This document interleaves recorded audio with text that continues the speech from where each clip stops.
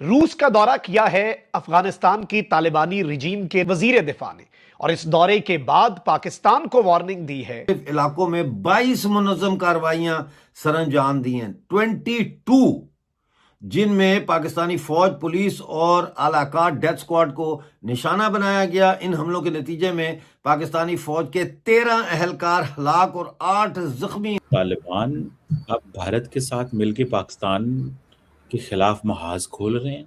इस एग्रीमेंट के बाद उसने आकर एयरपोर्ट पर यह स्टेटमेंट दी कि Pakistan will not dare to carry out strikes on Afghanistan in the near future. BLA के इंटेलिजेंस विंग ज़राब की खुफिया इतलात पर डेथ स्क्वाड के सरगर्म कारिंदों की गिरफ्तारियां भी अमल में लाई गई हैं। अब सुनने में आया है कि इंडिया ने रशिया को भी ये कहा है कि आप उनके साथ एक छोटा मोटा कोई मिलिट्री अलायंस कर लें। ये मिलिट्री अलायंस का टेक्निकल सपोर्ट वगैरह जो भी दे रहे हैं उनको। अब आपको नजर आ रहा है कि there is an India Afghanistan Russia triangle against Pakistan. India और रशिया तो हमेशा से दोस्त है, और इंडिया भी जो है वो कई डील्स उसकी अफगानिस्तान से भी ताल्लुकात अच्छे हैं, रशिया से भी अच्छे हैं। लेकिन यानी आगे चल के करीब मुस्तकबिल करीब में पाकिस्तान की अब हिम्मत नहीं पड़ेगी कि पाकिस्तान हमारी सरजमीन पे हमला कर सके। हम पहले सोच रहे थे कि शायद अफगानिस्तान हमारी मर्जी से चलेगा और हम उन्हें जो कहेंगे वो वही करेंगे, हमसे बहुत छोटी कंट्री है, इनकी तो गवर्नमेंट भी हमला, इस तरह की कई बातें होती थी, तो शायद हमें ये प्रॉब्लम ना फेस करनी पड़ती। के ऊपर पाकिस्तान में बड़ी जो है वो नाराजगी पाई जाती है। नमस्ते दोस्तों, जय हिंद। हिंदुस्तान स्पेशल में आपका स्वागत है। दोस्तों, रूस से लौटते ही तालिबान के रक्षा मंत्री ने पाकिस्तान को धमकी दे डाली है। रूस से लौटते ही पाकिस्तानी रक्षा मंत्री मोहम्मद याकूब मुजाहिद के तेवर बदले बदले नजर आ रहे हैं। रूस के साथ सैन्य सहयोग समझौते पर हस्ताक्षर करने के कुछ दिन बाद उन्होंने पाकिस्तान को सीधी धमकी दे दी है कि अब अफगानिस्तान पर हवाई हमले पहले जितने आसान नहीं होंगे। बीबीसी की रिपोर्ट के मुताबिक काबुल एयरपोर्ट पर पत्रकारों से बातचीत में याकूब ने पाकिस्तान के हालिया हवाई हमलों का जिक्र करते हुए कहा, कुछ महीने पहले आपने देखा कि उन्होंने अफगानिस्तान के अलग अलग हिस्सों पर बमबारी करने का दुस्साहस दिखाया था। हम कोशिश कर रहे हैं कि आने वाले भविष्य में पाकिस्तान ऐसा करने की हिम्मत ना कर सके। अब अगर पाकिस्तान ने ऐसा किया तो उसे करारा जवाब दिया जाएगा।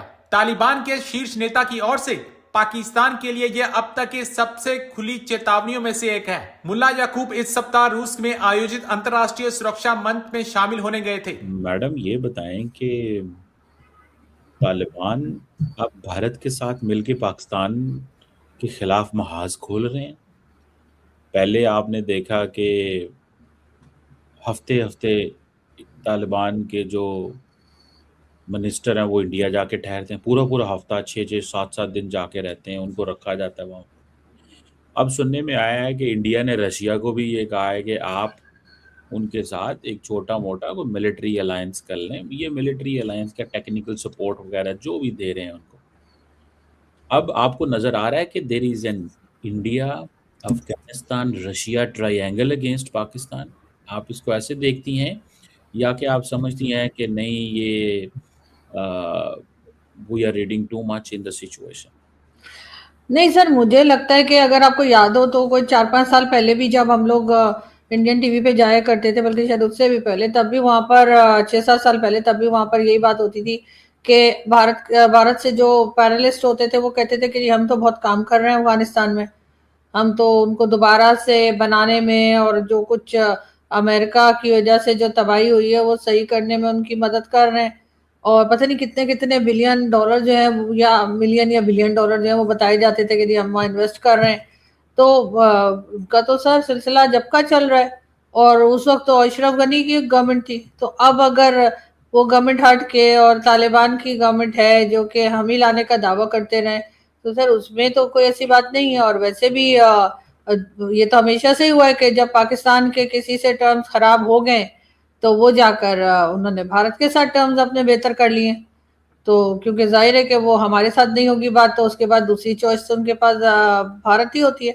चाहे वो बांग्लादेश को देख लीजिए, जब बांग्लादेश के साथ हमारे टर्म्स ठीक नहीं थे तो भारत से ठीक थे, और जब हमारे साथ सही हुए शेख हसीना के जाने के बाद तो फिर वहां पे बिगड़ गए। यही अफगानिस्तान में हो रहा है। लेकिन हमने अगर अपनी ये जिद ना बना के रखी हो कि जी आपने भारत से बात नहीं करनी है, जो हम पहले सोच रहे थे कि शायद अफगानिस्तान हमारी मर्जी से चलेगा और हम उन्हें जो कहेंगे वो वही करेंगे, हमसे बहुत छोटी कंट्री है, इनकी तो गवर्नमेंट भी हमला, इस तरह की कई बातें होती थी। तो शायद हमें ये प्रॉब्लम ना फेस करनी पड़ती लेकिन मैडम हमारे हम तो भारत से बात करना चाहते हैं, भारत जो है वो हमारे दुश्मनों से बात करना चाहता है और हमारे ऊपर हमले कर देता है। तो इसमें क्या किया जाना चाहिए कि जो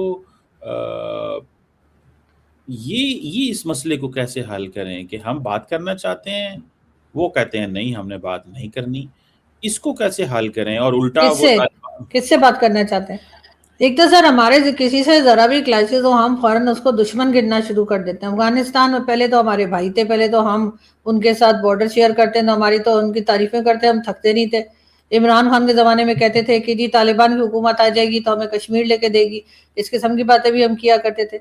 अब जब उनकी हमारे साथ नहीं बन रही है और क्लैशेस हुए हैं और हमने यहाँ से पकड़ पकड़ के अफगान सिटीजन्स को बाहर निकाला है ज़बरदस्ती, जबकि वो तालिबान की हुकूमत हमें रिक्वेस्ट करती रही कि आप आराम से कीजिए, इतनी जल्दी मत मचाइए, लेकिन हमने कोई बात नहीं सुनी उनकी। तब तो कुछ नहीं है और उसके बाद हम कह देते हैं कि जी अब तो हमारी दुश्मनी हो गई है, तो जी वो फिर भारत से जाकर मिल गए। तो भारत के साथ तो उनकी दुश्मनी कभी रही ही नहीं। कोई ऐसा टाइम था कि जब अफगानिस्तान की भारत से दुश्मनी रही हो और हमारे साथ दोस्ती रही हो और फिर उसके बाद हमारे साथ दुश्मनी हो गई और उनके साथ कुछ और हुआ? सर उनके साथ तो हमेशा से उनके एक ही जैसे टर्म्स थे, जैसे रिलेशंस पहले थे वैसे ही आज हैं। पहले भी वो साथ में काम कर रहे थे, आज भी वो साथ में काम कर रहे हैं। और चाबहार पोर्ट और क्या क्या और बाकी उससे पहले जैसे मैंने कहा कि वो तो पहले भी कह रहे थे कि जी हम उनको तो जो तबाही हुई अफगानिस्तान में 20 साल जो अमेरिका अटैक करता रहा हमारी मदद से, क्योंकि कैसे हम ही बेसिस दे रहे थे ना, जिसको हमारे यहाँ के एक दो रिटायर्ड फौजियों ने तो ये तक कहा कि जी हम फ्री में तो जगह नहीं दे सकते थे, तो ऐसी क्या हो गया, क्या गलती हो गई हमसे?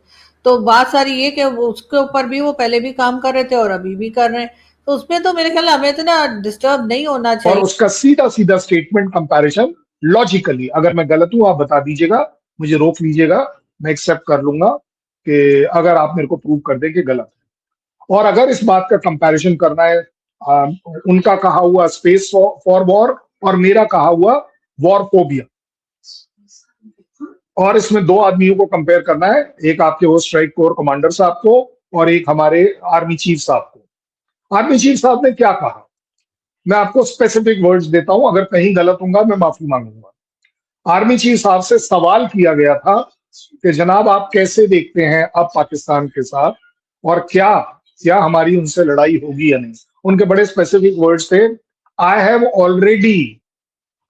Already said this on record that Operation Sindoor 2 is going to happen as and when my government tells me. One. Number two, Operation Sindoor has not stopped, because that is a government policy. So as far as I am concerned, मेरा army chief बड़ी जिम्मेदारी से बोल रहा है कि मेरी भारतीय सरकार जब डिसीजन लेगी तो हम जो, क्योंकि सरकार ने डिक्लेयर किया है कि ऑपरेशन सिंदूर जारी है,